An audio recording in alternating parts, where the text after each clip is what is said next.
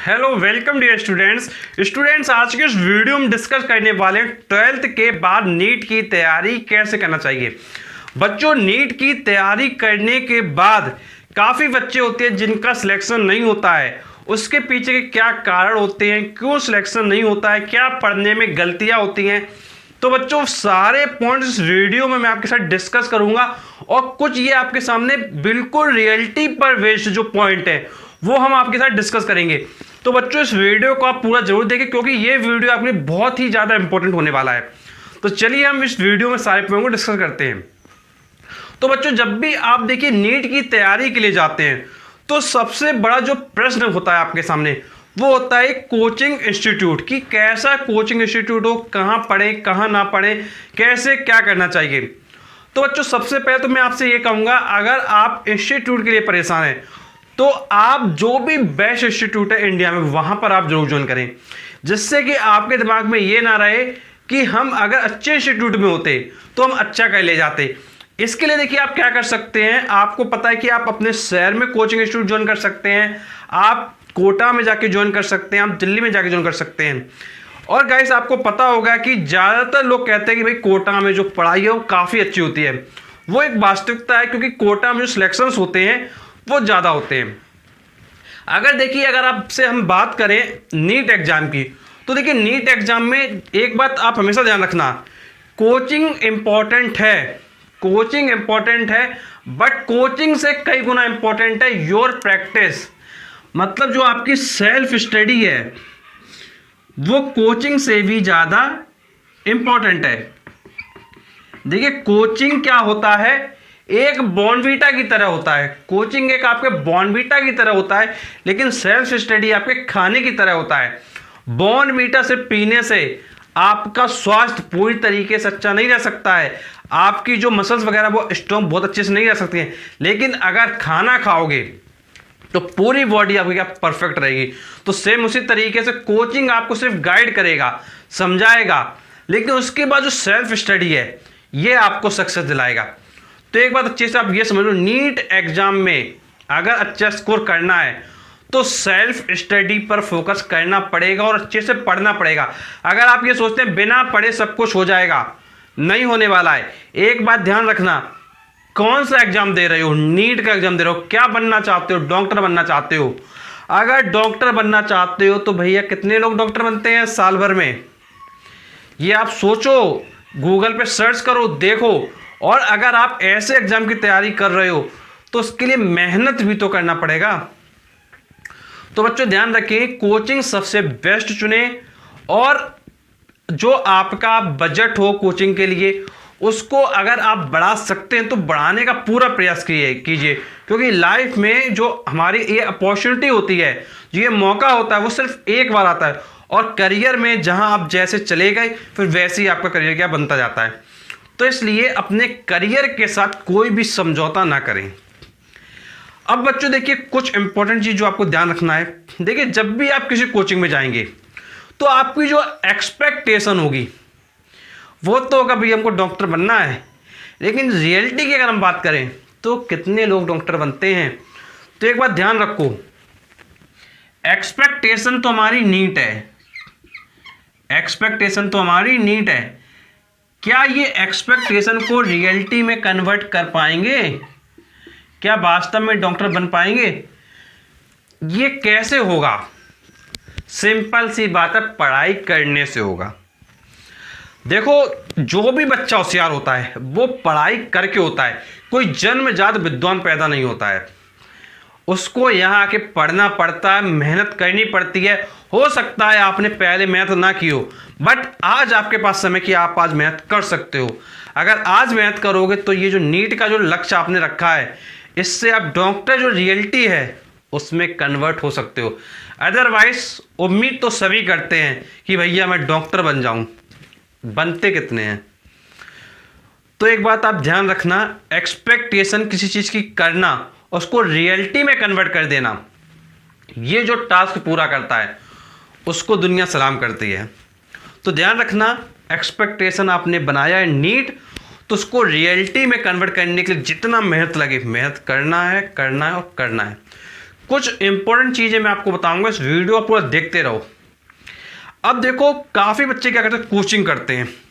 1 महीना कोचिंग पढ़ा, 2 महीना पढ़ा, 3 महीना पढ़ा, उनको फिजिक्स, केमिस्ट्री एंड बायोलॉजी पढ़ाया जाता है और बच्चा बड़े मज़े से पढ़ता है।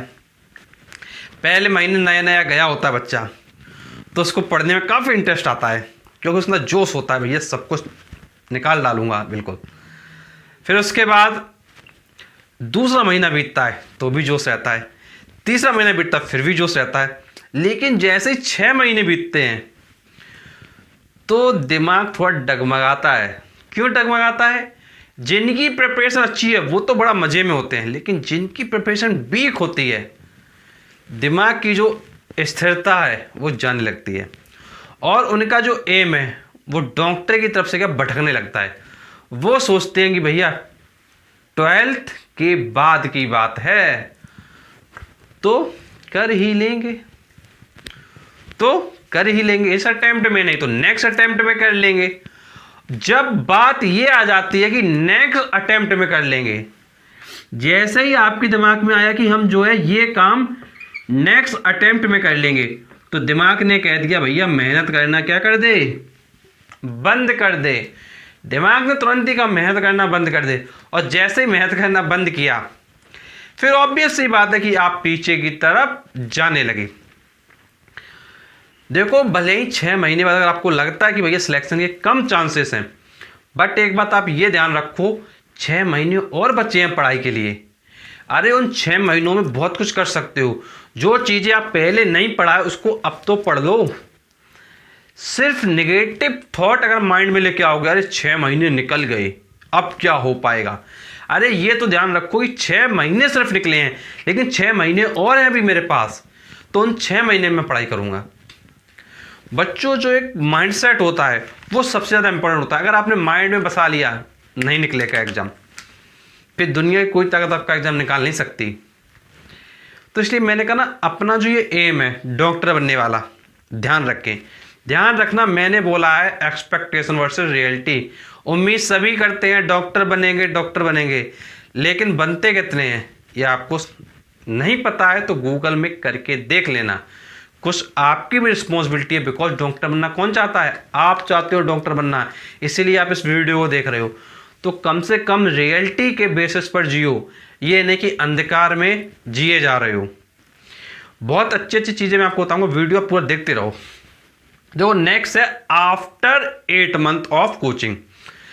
8 महीने कोचिंग के बाद क्या होता है? बिल्कुल रियलिटी आने लगती है कि भैया सिलेक्शन होगा या फिर नहीं होगा। ये बिल्कुल दिमाग में आने लगता है भैया अब सिलेक्शन नहीं हो पाएगा। काफ़ी बच्चों को लगता है भैया सिलेक्शन 100% होगा, काफ़ी बच्चों को लगता है भैया सिलेक्शन नहीं होगा। अब देखो, जब ये चीज़ आती है इसका क्या कारण होता है 8 महीने के बाद, कारण क्या होता है वो मैं आपको बताता हूँ। देखो, कोचिंग कोई भी आप ज्वाइन कर लो, मैं आपसे खुद कह रहा हूँ, कोचिंग आप इंडिया में कोई भी ज्वाइन कर लो। सबसे बड़ा कोचिंग की देखिए समस्या क्या है वो मैं आपको बताता हूँ। कोचिंग की देखिए सबसे बड़ी समस्या ये है कि जब आप कोई भी कोचिंग ज्वाइन करते हैं तो कोचिंग वाला सिर्फ कोचिंग पे फोकस करता है। कहने का मतलब क्या, वो आपको चैप्टर पढ़ाता है, आज ये चैप्टर, कल दूसरा चैप्टर, परसों तीसरा चैप्टर, और चैप्टर में बच्चा पढ़ते पढ़ते क्या है, चैप्टर होता रहता है। लेकिन उसको क्या नहीं बताते हैं कोचिंग सेंटर वाले, वो मैं बताता हूं। पहला पॉइंट, कोई भी व्यक्ति सिलेबस की बात नहीं करता है। कोई भी व्यक्ति सिलेबस की बात नहीं करता है कि क्या सिलेबस है नीट का, फिजिक्स में क्या आना है, बायो में क्या आना है, केमिस्ट्री में क्या आना है, कोई बात नहीं करता है। कुछ ही इंस्टीट्यूट है जो बात करते हैं, अदरवाइज कोई इंस्टीट्यूट बात नहीं करता है। वो आपको विद्वान बनाना नहीं चाहते हैं, वो सोचते हैं कि भैया अगली बार बच्चा फिर से आए मेरी कोचिंग में, फिर से फीस भरे, फिर से मेरी अर्निंग बढ़े। कोचिंग का माइंडसेट ये होता है। लेकिन आपको अपना माइंडसेट लगाना है, आपको खुद सोचना है। कोचिंग वाला तो चाहेगा कि भैया तुम्हारा सिलेक्शन ना हो, जिससे दोबारा पढ़ने आओ, पैसा आएगा उनके पास। तो ध्यान रखो कि सिलेबस फिजिक्स, केमिस्ट्री, बायोलॉजी का आपको पता करना है। आपको नहीं अगर बताता है कोचिंग सेंटर, तो आपकी ड्यूटी है कि आपको पता करना है कि सिलेबस क्या है। इसके बाद सेकंड पॉइंट, कोचिंग सेंटर वाला आपको कट ऑफ के बारे में बोलता ही नहीं है कुछ। वो कहता है बेटा पढ़ो, टॉपिक तैयार करो, पढ़ते जाओ। कोचिंग वाला कहता है बेटा ये टॉपिक पढ़ो, आज ये रिएक्शन पढ़ाएंगे, आज बायोलॉजी में ये पढ़ाएंगे, फिजिक्स में ये पढ़ाएंगे, ये नया टॉपिक आएगा बहुत इंपॉर्टेंट है, ये सब चलता है। लेकिन वो आपको ये नहीं बताएगा बंदा कि बेटा फिजिक्स में इतने नंबर लाओ, केमिस्ट्री में इतने नंबर लाओ, बायोलॉजी में इतने नंबर लेके आओ। मतलब वो आपसे कट ऑफ की बात नहीं करेगा, ये नहीं बताएगा कि कितना कट ऑफ जाता है। आपसे जो है कट ऑफ की बात नहीं की जाएगी कि कितने कट ऑफ मार्क्स जाता है। जो आपका कट ऑफ मार्क्स होता है आपकी कैटेगरी का, वो आपको चेक करना है। भैया आप या तो जनरल होगे या ओबीसी होगे या एससी होगे या एसटी होगे या ईडब्ल्यूएस होगे, जिस कैटेगरी में उस कैटेगरी का कट ऑफ पता करो कि कितना कट ऑफ जाता है। उस कट ऑफ के अकॉर्डिंग टारगेट बनाओ कि भैया मुझे इतने नंबर लाना पड़ेगा तभी सिलेक्शन होगा। इतने से कम आए तो पहले ही आउट हो, पहले ही जो सपने सोच रहे हो डॉक्टर बनने का, सपना टूटने वाला है। रियलिटी में जियो, अंधकार में नहीं। अगर रियलिटी सुन के काम करोगे, समझोगे चीज़ों को, डेफिनेटली अच्छा रिजल्ट लेके आओगे और लाइफ में भी बहुत कुछ अच्छा कर ले जाओगे। और जिन लोगों की अगर तैयारी कुछ गड़बड़ हो गई है या गड़बड़ चल रही है तो घबराओ मत, अभी मैं आपको सब कुछ बताने वाला हूँ, डरो मत बस। तो ध्यान रखना, सिलेबस एंड कट ऑफ सबसे बड़ा खेल है। इन दोनों चीज़ों को आपको पता होना चाहिए और सिलेबस की हर एक चीज़ पढ़ना है आपको। अब इसके बाद बात करते हैं नेक्स्ट पॉइंट का, रिवीजन। अब देखो मैं आपसे कह रहा हूँ, ज़्यादातर बच्चे जो पेपर देते हैं नीट का, फिजिक्स की ये बुक पढ़ ली, दूसरी बुक पढ़ ली, फिजिक्स की तीसरी बुक पढ़ ली, चौथी बुक पढ़ ली, केमिस्ट्री में भी 4-4 बुक पढ़ डाली, बायोलॉजी में भी 4-4 बुक पढ़ डाली। लेकिन जब बात आती है एग्जाम टाइम की, रिवीजन करने की, तो रिवीजन के नाम पे क्या होता है? रिवीजन नहीं होता है। क्यों नहीं होता है रिवीजन? क्यों नहीं होता है? रिवीजन इसलिए नहीं होता है कि क्योंकि आपने इतना बड़ा पुलिंदा बना लिया किताबों का, इतने ज़्यादा नोट्स का पुलिंदा बना लिया कि आप उसको रिवीजन कर ही नहीं पाओगे। करके दिखाओ। आप में से जितने बच्चे देख रहे हो वीडियो को, आप बताओ क्या रिवीजन किया आपने? और ना करने का सिर्फ एक कारण होता है, अपने शॉर्ट नोट तैयार ना करना। क्या शॉर्ट नोट आपने तैयार किए कि भाई हमको जब हमारा एग्जाम होगा तो हमको ये चीज़ें रिवीजन करके जाना है? नहीं करते, कुछ नहीं करते। भैया शॉर्ट नोट बनाओ कि भैया फिजिक्स के ये फॉर्मूले हैं, केमिस्ट्री की ये रिएक्शंस इंपॉर्टेंट हैं और इनको ऐसे करते हैं, बायोलॉजी में ये चीज़ें इंपॉर्टेंट हैं। क्या बनाते हैं शॉर्ट नोट? नहीं बनाते हैं। सोचते हैं अपने दोस्त का जो नोट वो बना रहा है उसको हम फोटो कॉपी करा लेंगे, वो जो नोट्स बना उसकी फ़ोटो कॉपी करा लेंगे। अब तो डिजिटल ज़माना है, अब तो कुछ नहीं, मोबाइल लिया पिक ले लेंगे, फिर से पिक ले लेंगे, क्लास नहीं करेंगे। और जब नहीं करेंगे क्लास, केवल पिक लेंगे, तो पिक मोबाइल में पड़ी रहेगी, पढ़ना सड़ना कुछ नहीं है, केवल ऐसे ही जो है फिर स्थिति क्या डगमगाने वाली आ जाती है। अब अगर स्थिति अच्छी है तो आपके लिए कॉन्ग्रेचुलेसन, और अगर स्थिति डगमगा गई है तो आगे देखो वीडियो। तो देखो अगर स्थिति अच्छी है तो अब क्या करना, और जो स्थिति बेकार तो क्या करना। देखो अगर स्थिति अच्छी है तो कुछ नहीं, आपको रिवीजन करना है। कैसे करना रिवीजन? प्रीवियस ईयर पेपर से। क्या करना है आपको? रिवीजन करना। और किससे करना है? प्रीवियस ईयर पेपर से करना है। ठीक है, रिवीजन करना है और किससे करना है? प्रीवियस ईयर पेपर से करना है। और अगर स्थिति डगमगा गई है तो चिंता मत करो, आप जो अटेम्प्ट आप इसको दे रहे हो उसको आप क्या है, अटेम्प्ट को दो। अटेम्प्ट देने के बाद अगर हो जाता है तो बहुत अच्छी बात, अगर नहीं होता तो कोई दिक्कत नहीं। नेक्स्ट अटेम्प्ट के लिए तैयारी करो, या फिर जो भी आपका फील्ड जो आपने चुना था उसको आप क्या चेंज कर दो। क्योंकि लाइफ में सिर्फ डॉक्टर ही एक अपॉर्चुनिटी नहीं है, बहुत सारे फील्ड्स हैं जहाँ पर आप सोसाइटी के लिए बहुत अच्छा कर सकते हैं। तो ये मत सोचो अरे मैं डॉक्टर नहीं बन पाया तो लोग क्या कहेंगे, मत सोचो, कोई दिक्कत नहीं। अरे डॉक्टर नहीं बने, कुछ तो बनो, अच्छा कुछ तो बनोगे। बस एक बार ध्यान रखना, टेंशन मत लेना। क्यों? टेंशन लेने से कुछ नहीं होने वाला है। अगर आपके पास समय है, आपने एक्स्ट्रा अटेम्प्ट दे सकते तो अटेम्प्ट दीजिए फिर से, और अच्छे से जो गलतियां की थी उन गलतियों को अवॉइड करें। काफ़ी चीज़ें मैंने आपको समझाई। और अगर आपने जो भी फील्ड चेंज अगर करने की सोच रहे हैं तो कर सकते हैं।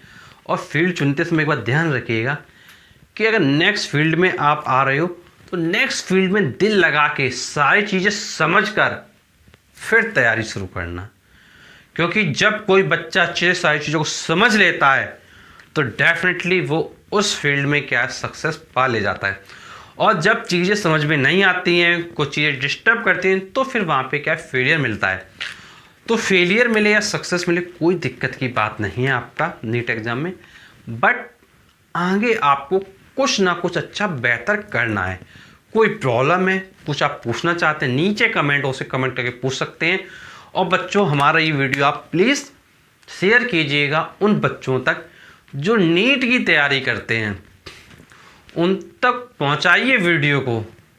उनको बताइए कि इस वीडियो को आप देखिए, बहुत ज़रूरी है वीडियो देखना आपके लिए। अब आप सोच रहे होगे अरे सर हम क्यों पहुंचाएं फालतू में, हमारा क्या फ़ायदा। फ़ायदा है आपका, फ़ायदा है आपका।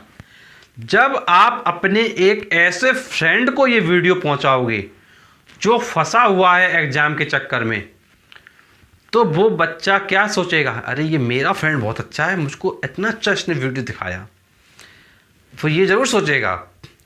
और जब वो बच्चे को आपके प्रति पॉजिटिव फीलिंग आई तो वो बच्चा भी आपके लिए कुछ ना कुछ अच्छा ज़रूर किसी ना किसी ने देगा। जब वो आपको अच्छा देगा तो फिर आपका जो क्या होगा, मेल जोल बढ़ेगा। और जब आपका मेल जोल बढ़ेगा तो फिर क्या होगा, कुछ क्वेश्चंस आप डिस्कस करोगे अपने फ्रेंड से, कुछ क्वेश्चन वो फ्रेंड आपसे डिस्कस करेगा। तो जितने भी आपके फ्रेंड हो, भले ही दुश्मन क्यों ना फ्रेंड हो, कुछ ऐसे ही फ्रेंड होते हैं ना जो दुश्मन टाइप के फ्रेंड होते हैं, उनको भी शेयर करो। अरे हो सकता है वो मित्र बन जाएं आपके, और मित्र बनाना कोई गंदी बात नहीं है। अरे मित्र बनाओ, कुछ अगर अच्छा सीखने के लिए मित्र बनाते हो, कोई दिक्कत की बात नहीं है। तो बच्चों, वीडियो को आप ज़रूर शेयर कीजिएगा जो नीट की तैयारी में फंसे हुए हैं। और ऐसे वीडियोस पाने के लिए चैनल को जरूर सब्सक्राइब करें, नोटिफिकेशन दबाएं, क्योंकि हम आपके लिए ऐसे वीडियो लाते रहते हैं। चलिए मिलते हैं आपसे नेक्स्ट वीडियो में, तब तक के लिए शुक्रिया।